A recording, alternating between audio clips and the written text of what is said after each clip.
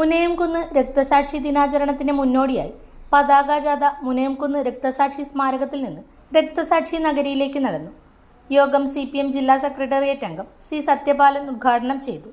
പ്രകാശ് ജോസ് അധ്യക്ഷത വഹിച്ചു.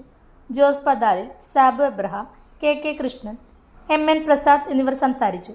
മുതിർന്ന CPM നേതാവ് KK കൃഷ്ണൻ അത്ലറ്റുകൾക്ക് പതാക കൈമാറി. തുടർന്ന് അത്ലറ്റുകൾ റാലിയായി എത്തിച്ച പതാക CPM Peringome area secretary P. Sasidharan പാടിയോട്ടുചാലിലെ മുനയംകുന്ന് രക്തസാക്ഷി നഗരിയിൽ ഉയർത്തി. ഇന്ന് വൈകിട്ട് 5 മണിക്ക് വയക്കര കേന്ദ്രീകരിച്ച് വോളണ്ടിയർ മാർച്ചും പ്രകടനവും നടക്കും. തുടർന്ന് നടക്കുന്ന പൊതുസമ്മേളനം CPM ജില്ലാ സെക്രട്ടറി KK രാഗേഷ് ഉദ്ഘാടനം ചെയ്യും.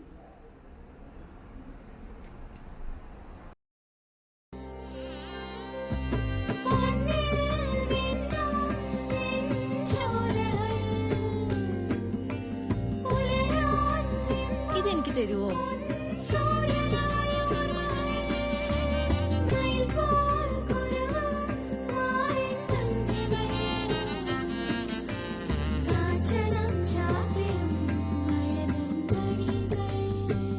ചില ബന്ധങ്ങൾ പവിത്രമാണ്. കണ്ണും നിറയും, മനസ്സും നിറയും. സ്വന്തം ജോസ്കോ ജ്വല്ലേഴ്സ്. ഇനി സംശുദ്ധമായ സ്വർണം ചെറുപുഴ.